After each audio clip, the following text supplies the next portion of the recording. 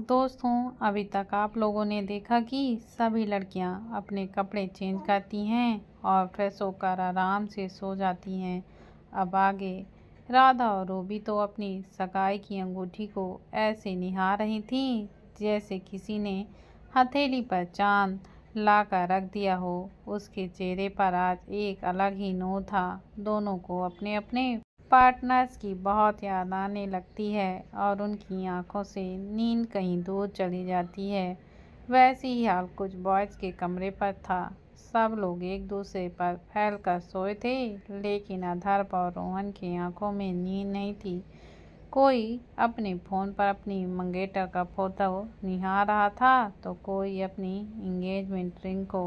अधर्व अपना फ़ोन उठाता है और चेक करता है कि कहीं रूबी का कोई कॉल या मैसेज तो नहीं आया हुआ है, लेकिन उसका चेहरा अचानक ही उदास हो जाता है यह देखकर कि किसके फ़ोन पर रूबी का कोई भी फ़ोन या मैसेज नहीं आया हुआ है। रोहन भी इसी बात को लेकर परेशान था कि अभी तक राधा ने कोई मैसेज या फ़ोन क्यों नहीं किया, और जब वह कर रहा था तो वह कोई जवाब क्यों नहीं दे रही है। उन लोगों को नहीं पता था कि लड़कियों के फ़ोन उनके पास नहीं हैं। उनके फ़ोन उन्हें अलग रखने को बोला गया है। खास लेडी डॉन पुष्पा की तरफ से एक ऑर्डर आया है। दोनों बेचारी अपने पार्टनर से बात करने की उम्मीद मन में ही दबाए हुए सो जाती हैं। वहाँ अधर्व रोहन कोई और रास्ता न पाकर फाइनली सो ही जाते हैं। अगले दिन घर में और भी जोर शोर से तैयारियां होने लग जाती हैं। सभी शादी के कार्ड छपने वाने हैं। इनविटेशन किस किस को भेजनी है, कौन कौन शादी में बुलाया है ना है, किसको क्या गिफ्ट देना है, वगैरह वगैरह की लिस्ट सभी बड़े तैयार कर रहे थे। यहाँ बड़े रस्मों रिवाजें निभाने में लगे थे तो वहाँ सभी यंग गेस्ट अपने कमरों में कपड़ों को लेकर झगड़ रहे थे। शादी के कौन से फंक्शन में कौन से कपड़े पहनने हैं, क्या ज्वेलरी पहननी है, कैसा मेकअप करना है, क्या हेयर स्टाइल बनाना है, वगैरह वगैरह सभी लड़कियाँ एक साथ एक ही रूबी के कमरे में बैठी हुई थीं और आने वाले फंक्शन के लिए तैयारियां कर रही थीं। प्रतिभा भी अपनी गुड्डी को अपने हाथ में लेते हुए पूरे घर में कभी यहाँ तो कभी वहाँ घूम रही थी। प्रिया और ऋषि भी नॉर्मल घर के ड्रेस में ही थीं और प्रतिभा को कंपनी दे रही थी। आई और विनय भी घर की तैयारियों में छोटा मोटा हाथ बटा रहे थे। दोनों बहुत खुश थे कि उनकी दीदियों की शादी हो रही है। दोनों एक दूसरे के काफ़ी अच्छे दोस्त बन गए थे और ज़्यादातर समय एक दूसरे के साथ ही बिताते थे। वहाँ लड़का के कमरों में एक बहुत ही सीरियस माहौल हो रखा था।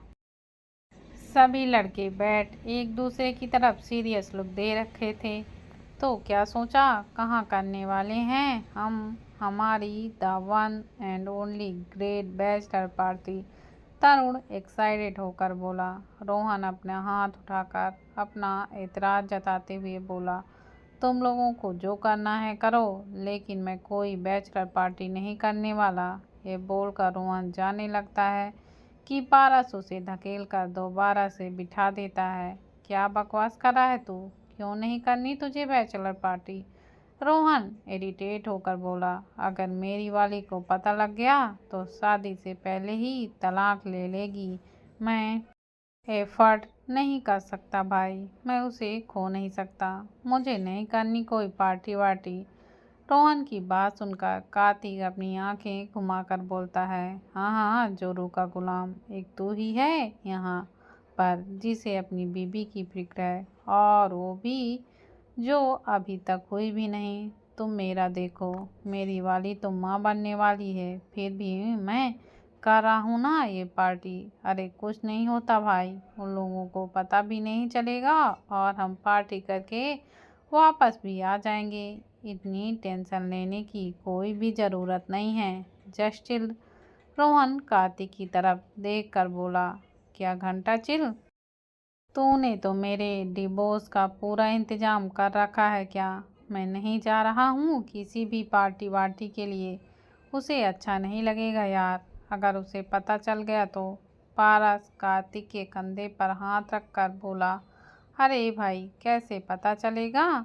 मेरे भाई, आखिर कैसे? और मुझे एक बात बता, क्या यह औरतें किट्टी पार्टी नहीं करती? और जब ये किट्टी पार्टी करती हैं तो क्या हम इन्हें रोकते हैं? नहीं ना।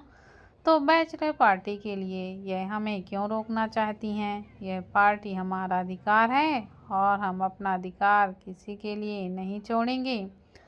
सब बात मेरे से, सब बात। तरुण पारस का हौसला बढ़ाता हुआ कहता है। सबको पारस की बातों में दम तो लगता है। आखिर औरतें भी तो पार्टी करती हैं, हम तो उन्हें कभी नहीं रोकते, तो हमें क्यों रोकना चाहेंगी भला? मुझे लगता है कि हमें पार्टी करनी चाहिए। आखिर रोज रोज थोड़ी ना होती है बैचलर पार्टी। समीर भी अपना मत पेश करता है। हाँ, तब से मैं भी तो यही कह रहा हूँ। और वैसे भी अब तो हमें जिंदगी भर अपनी बीवियों की गुलामी करते हुए ही जीना है। कम से कम यह आखिरी रात तो अपनी आज़ादी का जश्न मनाएं। कार्तिक फिर से डिस्कशन में कूद पड़ता है। रोहन एक गहरी सांस लेकर अधर्व की तरफ देखता है, जो अपने फोन में ही घुसा पड़ा था और चेयर पर बैठा हुआ था। तुझे क्या लगता है ब्रो, हमें पार्टी करनी चाहिए या नहीं? अधर्व उसकी तरफ देखता है। इससे पहले अधर्व कुछ बोल पाता, तरुण बीच में ही कूद पड़ता है। अरे मैं बोल रहा हूँ ना, हमें पार्टी जरूर करनी चाहिए। अरे कुछ नहीं हो गया, तुम लोग तो खामखा इतना डर रहे हो। काफ़ी जद्दोजहद के बाद सब लोग डिसाइड करते हैं कि बैचलर पार्टी होगी, और ज़रूर होगी, और किसी क्लब में होगी जहाँ सब एग्री कर जाते हैं। वहीं बेमन से अधर्व और रोहन भी मान ही जाते हैं। समीर सबकी तरफ देखकर बोलता है, तो मैं क्लब आज रात के लिए बुक कर रहा हूँ, ठीक है ना? किसी को कोई दिक्कत तो नहीं ना? सब लोग ना में अपना सिर हिला देते हैं कि कोई दिक्कत नहीं है, पर कहीं ना कहीं अधर्व और रोहन राजी नहीं थे, लेकिन उन्हें भी मानना पड़ा। सब लोग मूनलाइट क्लब बुक कर लेते हैं एक रात के लिए, और अपने सभी नए पुराने दोस्तों को बैचलर पार्टी का मैसेज भेज देते हैं। सब लोगों को मैसेज भेजने के बाद फाइनली समीर उठकर बोला, तो यह तय रहा, आज रात 10 बजे से लेकर रात 12 बजे तक हमारी बैचलर पार्टी मूनलाइट क्लब में चलने वाली है, जहाँ पर दिल खोलकर डांस होगा, खाना पीना होगा, शराब होगी, और हाँ, जैसे कि रोहन और धर्म ने शर्त रखी है कि कोई लड़की नहीं होगी, वहाँ पर सिर्फ हम लड़कों की ही पार्टी होगी। तो बॉयज़, अभी आराम करो, रात के 10 बजे से 2 बजे तक हमें धमाल करना है। सभी बॉयज़ बहुत ज़्यादा एक्साइटेड हो जाते हैं, लेकिन अधर्व और रोहन इसी टेंशन में रहते हैं कि कहीं उनकी वालियों को पता चल गया तो उनका क्या होगा। अधर्व तो बहुत ही ज़्यादा टेंशन में था, क्योंकि उसकी वाली तो सज़ा भी बहुत भयानक देती है। उसे अपनी पिछली वाली सज़ा भी याद आ जाती है, जब रूबी ने उसे बीच में ही लटका कर छोड़ दिया था। भगवान न करे वह दिन दोबारा कभी आए। सभी लड़के अपनी अपनी प्लानिंग में लगे हुए थे। इस बात से बेखबर की दरवाजे पर खड़ी हुई प्रतिभा ने उनकी बातें सुन ली थी, लेकिन वह कुछ समझ ही नहीं पा रही थी कि यह बैचलर पार्टी क्या होती है। प्रतिभा खेलते खेलते रूबी के कमरे तक पहुंचती है, जहां पर सभी लड़कियां अपने चेहरे पर फेस पैक लगाए हुए लेटी हुई थी। प्रतिभा अंदर जाती है और सबको ऐसे देखकर चिल्लाने लगती है, भूत भूत भूत। प्रतिभा की आवाज़ सुनकर सभी लड़कियां भाग कर खड़ी हो जाती हैं। क्या हुआ, कहाँ है भूत? अनन्या चिल्लाकर बोलती है, मुझे भूत से बहुत डर लगता है, प्लीज़ मुझे बचा लो। दीपा डरने लगती है। रूबी फटाक से खड़ी होती है और प्रतिभा जी को बोलती है, माँ यहाँ कोई भूत नहीं है, देखो मैं हूँ आपकी रूबी। रूबी का चेहरा देखकर प्रतिभा थोड़ा शांत हो जाती है और सब लड़कियों को चैन की सांस आती है और सब फिर से अपनी अपनी जगह बैठ जाती हैं। प्रतिभा बच्चों जैसा मुंह बनाकर बोली, यह सब तुम लोग भूत जैसे क्यों दिख रहे हो? रूबी मुस्कुरा कर बोली, अरे माँ, हम लोगों ने फेस पैक लगाया हुआ है ताकि हम आज रात के फंक्शन में ज़्यादा सुंदर दिख सकें। रूबी की बात सुनकर प्रतिभा की आंखों में चमक आ जाती है। वह मास्क की तरफ इशारा करके बोली, क्या यह लगाने से तुम लोग सुंदर हो जाओगी? तो फिर मुझे भी लगाना है, मुझे लगाओ ना, मुझे भी तो सुंदर होना है। सभी लड़कियां वापस अपनी अपनी जगह पर बैठ जाती हैं। रूबी प्रतिभा को भी फेस पैक लगा देती है और उन्हें चेयर पर बैठा देती है। प्रतिभा को तुरंत कुछ याद आ जाता है और वह रूबी से पूछती है, यह बैचलर पार्टी क्या होती है? प्रतिभा के अचानक इस सवाल से रूबी के साथ साथ बाकी लड़कियां हैरान हो जाती हैं और एक दूसरे की तरफ देखती हैं। रूबी प्रतिभा को देखकर बोली, आप बैचलर पार्टी के बारे में कैसे जानती हैं? प्रतिभा अपने होठों को अपने दांतों के बीच दबाते हुए बताने लगती हैं, वो मैं खेलते हुए जा रही थी तो अचानक ही कमरे में बहुत सारे लड़के बैठे थे। वह न जाने किसकी शादी होने वाली है और दोस्त भी वहीं पर बैठा था। वह लोग बोल रहे थे कि वह आज रात को बैचलर पार्टी करेंगे। क्या होती है bachelor party? What? Bachelor party? सभी लड़कियां एक साथ हैरान होकर चिल्लाती हैं। रूबी और राधा भी बहुत ज़्यादा हैरान हो जाती हैं। दीपा गुस्सा में चिल्लाती है, तो ये चल रहा है और लोगों के बीच वह हमारे पीठ पीछे बैचलर पार्टी करने वाले हैं। अनन्या भी गुस्सा होकर चिल्लाती हैं, यहाँ मैं उसका बच्चा संभाल रही हूँ और जनाब के पैर धरती पर ही नहीं टिक रहे हैं। बैचलर पार्टी करनी है इन्हें, अभी करवाते हैं बैचलर पार्टी इनको। राधा और रूबी भी काफ़ी गुस्सा हो जाते हैं। सीरियसली, यह तो हद ही हो गई। अब वह लोग हमें बिना बताए बैचलर पार्टी करेंगे, वहाँ शराब पिएंगे, लड़कियों के साथ ठुमके लगाएंगे और हम यहाँ उनके नाम की हल्दी मेहंदी लगाएंगे। वाह!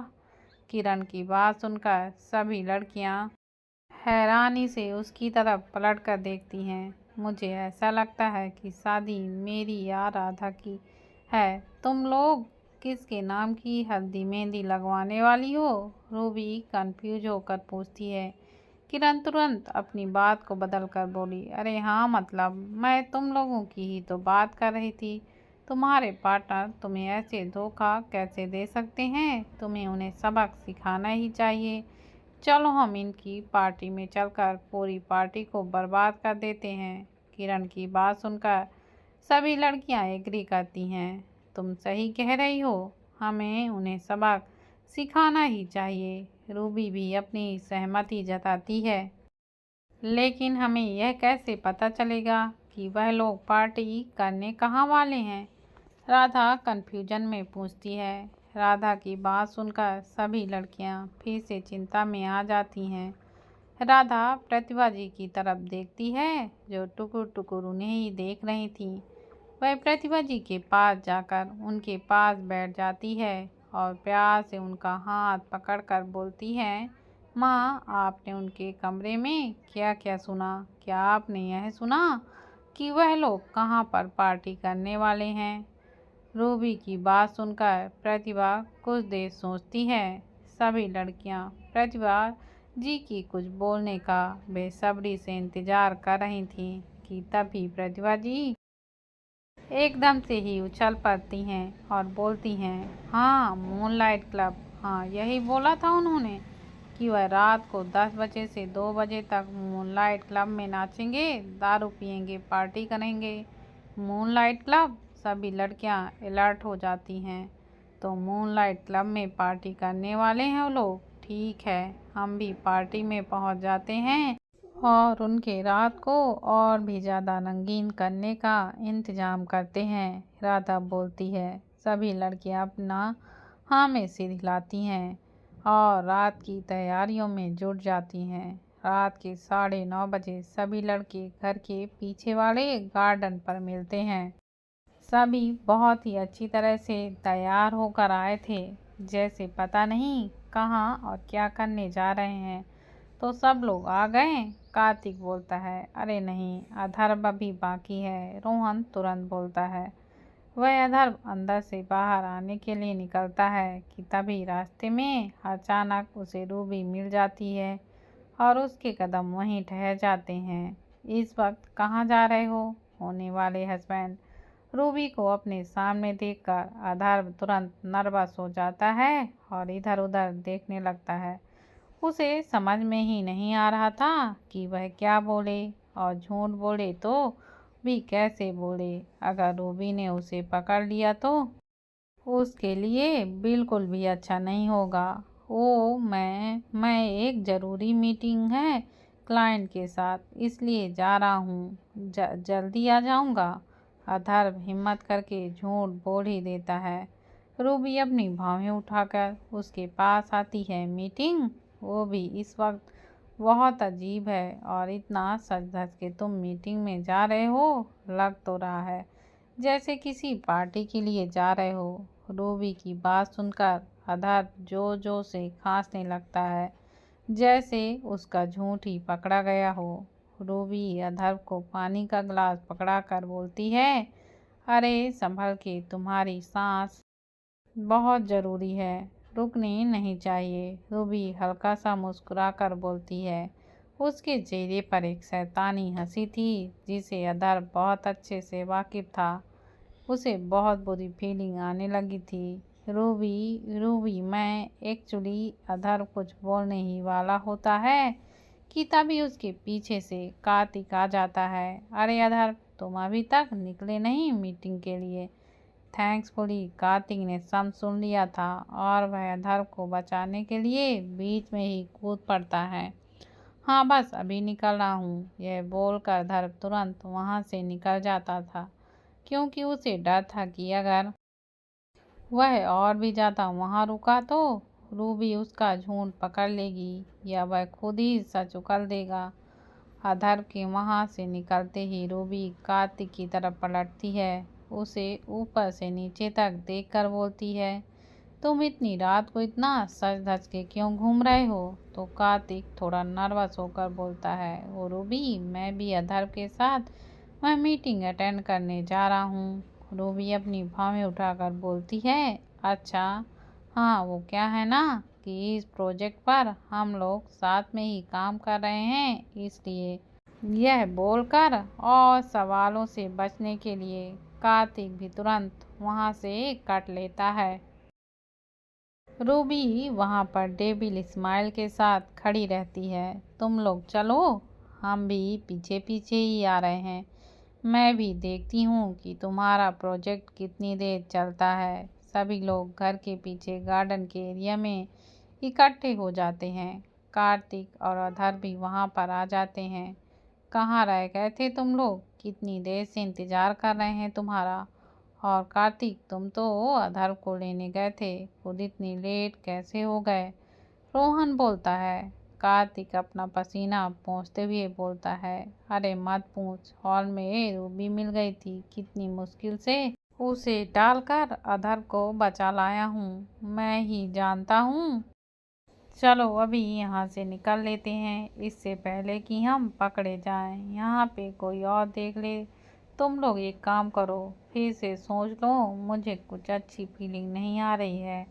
अधर अपने डर को दिखाते हुए बोलता है। तरुण अधर के कंधे पर हाथ रख के बोलता है, कम ऑन अधर, पार्टी का मजा मत किरकिरा करो। मैं कब से बेचैन हो रहा हूँ। चलो अब जल्दी निकल लो यहाँ से। सब लोग वहाँ से गाड़ी में बैठते हैं और क्लब के लिए निकल जाते हैं और उनके जाते ही सभी लड़कियां भी बाहर निकल कर आ जाती हैं। आज इन लोगों को ऐसा सबक सिखाएंगे कि हमेशा याद रखेंगे, अनन्या चिढ़ते हुए कहती है। सभी बॉयज़ क्लब में पहुंचते हैं। चारों तरफ लाइट सी, बहुत लाउड म्यूजिक। सभी उनके दोस्त वहां क्लब में मौजूद थे और एंजॉय कर रहे थे। वह लोग भी जाकर क्लब में एंजॉय करने लग जाते हैं। सभी ड्रिंक्स लेते हैं और पीना शुरू कर देते हैं। तभी क्लब की लाइट बंद होती है और स्टेज के ठीक सेंटर के लाइट ऑन हो जाती है, जहां छोटे छोटे कपड़ों में दो बहुत ही खूबसूरत डांसर खड़ी हुई थी।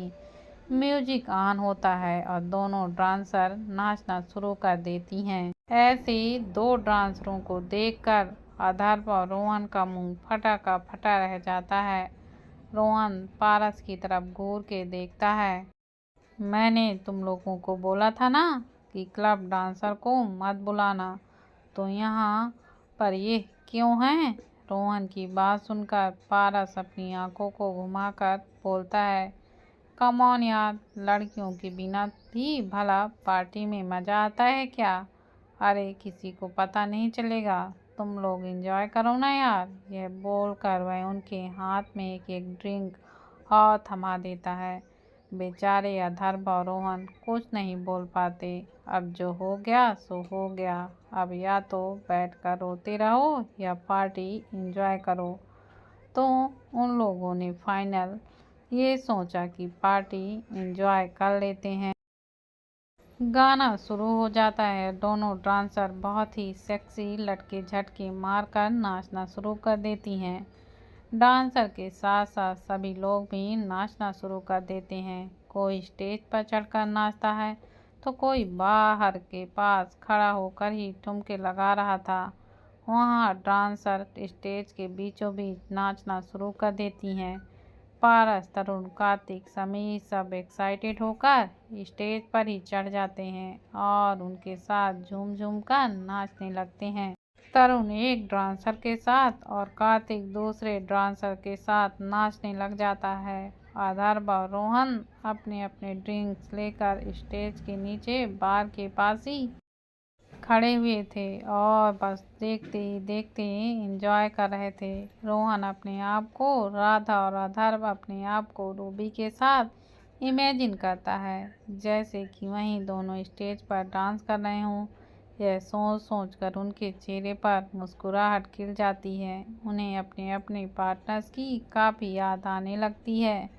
उन्होंने अपने ड्रिंक्स को टेबल पर रखकर अथर्व से कुछ बोलता है और दोनों वहां से बाथरूम में चले जाते हैं।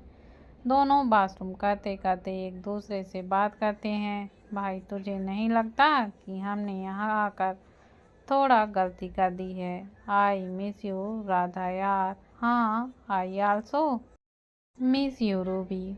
वह लड़कियां भी क्लब में एंट्री मार डालती हैं। सबकी आंखें फटी की फटी रह जाती हैं जब सब अपने अपने वालों को डांसर के साथ चिपक चिपक कर डांस करता हुआ देखती हैं।